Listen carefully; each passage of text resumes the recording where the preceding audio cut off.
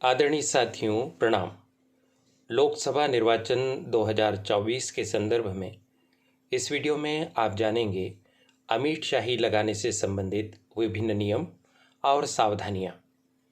अलग अलग प्रकार के मतदाताओं की किस अंगुली पर अमिट शाही लगाई जाती है, अमिट शाही लगाने का सही नियम क्या है, अमिट शाही लगाने का दायित्व किस मतदान अधिकारी का होता है, अमिट शाही लगाते समय कौन कौन सी विशेष सावधानियां बरतनी चाहिए।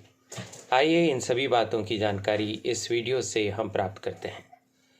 सबसे पहला काम तो साथियों आप ये करिए कि अमिट शाही की बोतल को सुरक्षित रखने का प्रबंध कीजिए। जैसा कि आप जानते हैं, निर्वाचन के एक दिवस पूर्व सामग्री प्राप्ति केंद्र पर मिलने वाली सामग्री में अमिट शाही भी होती है। अमिट शाही को इंग्लिश में इंडेलिबल इंक कहा जाता है। अमिट शाही की 2 शीशियाँ प्राप्त होती हैं। इन दोनों शीशियों को आप देख लीजिए, हिला डुला कर देख लीजिए कि इसमें शाही है या नहीं, और इन्हें सुरक्षित सामग्री के साथ रख लीजिए। जब आप इन्हें मतदान केंद्र पर लेकर जाएं तो निर्वाचन के दिन इन्हें टेबल पर सुरक्षित रखने के लिए एक प्रबंध कर लीजिए।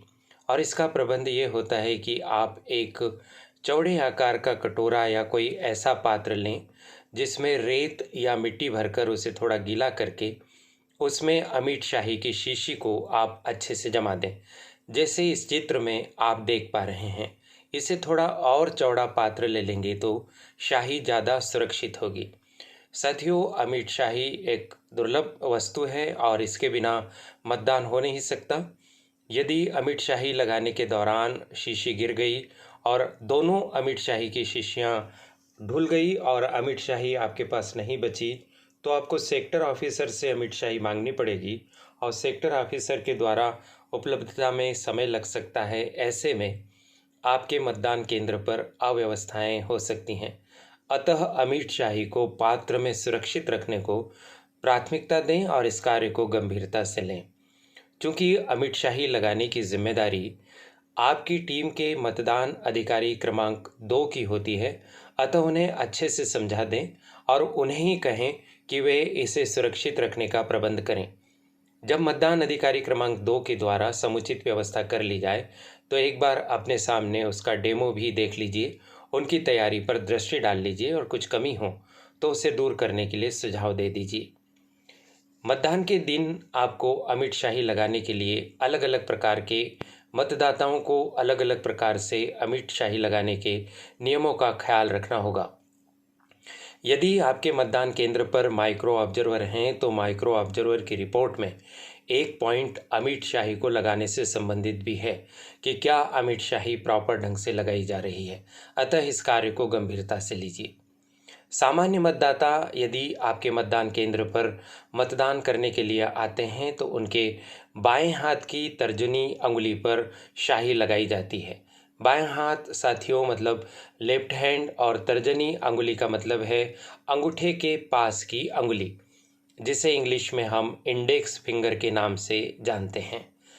अधिकांश मतदाता इसी श्रेणी के होते हैं और उन्हें बाएं हाथ की तर्जनी पर ही शाही लगाई जाती है।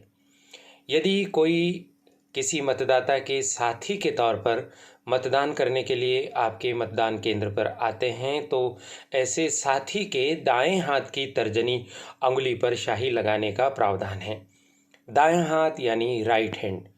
आपको ज्ञात है कि मतदान केंद्र पर कुछ ऐसे मतदाता आ सकते हैं जो या तो शिथिलांग हैं या दृष्टिबाधित हैं और वे स्वयं मतदान नहीं कर सकते। ऐसी स्थिति में उनके साथ साथी होते हैं और वो साथी की सहायता से मतदान करते हैं। यदि ऐसा कोई प्रकरण आपके मतदान केंद्र पर आता है तो जो शिथिलांग या दृष्टिबाधित मतदाता हैं उनकी बाएं हाथ की तर्जनी अंगुली पर शाही लगाइए और जो साथी है उनके दाएं हाथ की तर्जनी अंगुली पर शाही लगाइए।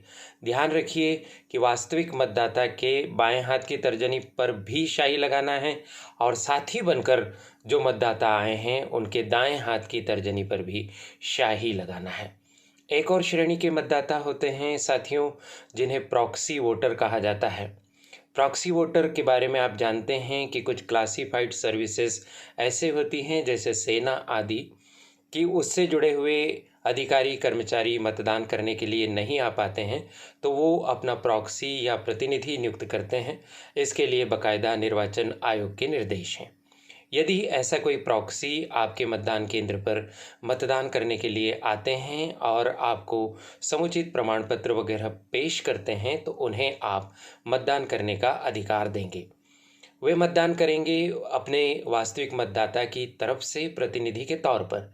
ऐसे मतदाता के बाएं हाथ की मध्यमा अंगुली पर अमीट शाही का निशान लगाया जाता है। पुनः सुन लीजिए, प्रॉक्सी मतदाता के बाएं हाथ की मध्यमा अंगुली पर अमीट शाही का निशान लगाया जाता है। कई बार ऐसे प्रश्न उत्पन्न होते हैं कि अगर किसी मतदाता के बाएं हाथ में तर्जनी अंगुली न हो तो क्या किया जाए। साथियों, इसका बहुत सीधा सा उत्तर है, अगर बाएं हाथ में तर्जनी अंगुली न हो तो उसके पास की अंगुली, और उसके पास की अंगुली भी न हो तो इसी क्रम से बढ़ते हुए आप कनिष्ठा तक पहुंचेंगे। कनिष्ठा भी न हो तो अंगूठे में आप अमीट शाही का निशान लगा देंगे। यदि बाएं हाथ में कोई अंगुली ही ना हो तो आप दाएं हाथ की तर्जनी अंगुली पर सामान्य मतदाता को भी शाही लगा सकते हैं। दाएं हाथ में तर्जनी अंगुली ना हो तो दाएं हाथ में किसी भी अंगुली में बढ़ते हुए क्रम से हम शाही लगा सकते हैं। मान लीजिए मतदाता के दोनों हाथों में कोई अंगुलियां नहीं हैं, तो बाएं हाथ का जो मतदाता का एक हिस्सा है जो उसके शरीर से जुड़ा हुआ है कंधों के पास से, वहीं पर अमीट शाही लगा दी जाती है। इस तरह के प्रकरण आपवादी की स्थिति में आते हैं। इस बारे में कोई प्रश्न आपका हो तो आप कमेंट बॉक्स में लिख सकते हैं। साथियों, आगे बढ़ते हैं। शाही लगाने की प्रक्रिया कैसे की जानी चाहिए, आप चित्र में देख पा रहे हैं। आप देख पा रहे हैं कि तर्जनी अंगुली के जो सबसे ऊपर वाला पोरवा है, उस पोरवे के निशान से लगाकर नाखून के ऊपरी हिस्से तक शाही लगाने की व्यवस्था की जा रही है। आप इसे इस चित्र में और अच्छे से देख पा रहे हैं। आप देखिए कि बिल्कुल जहाँ से अंगुली का ऊपरी पोरवा, तीसरा पोरवा शुरू होता है, वहाँ से शाही लगाना शुरू किया गया है और नाखून तक शाही लगाई गई है। और भी आप इस चित्र में देखिए कि इस तरह से शाही लगाना प्रारंभ किया गया है और नाखून तक उसे खींचा गया है। तो इस तरह से शाही को आप पूरी हिस्से पर लगा दीजिए। साथियों, एक बात और इसमें आप ध्यान रखिएगा, अमीट शाही लगाते समय आपका पूरा प्रयास हो कि आपको मतदाता के हाथों को स्पर्श न करना पड़े। आप इस तरह से मतदाता को कहिए कि अपना हाथ रखें टेबल पर, नीचे आप एक कपड़ा रख सकते हैं ताकि शाही के निशान टेबल पर न लगे और मतदाता के हाथ खराब ना हो। खास करके अगर महिला मतदाता हैं तो विशेष सावधानी बरतिए, स्पर्श करने से बचिए मतदाता के हाथ को, और इस तरह से आप शाही लगा सकते हैं।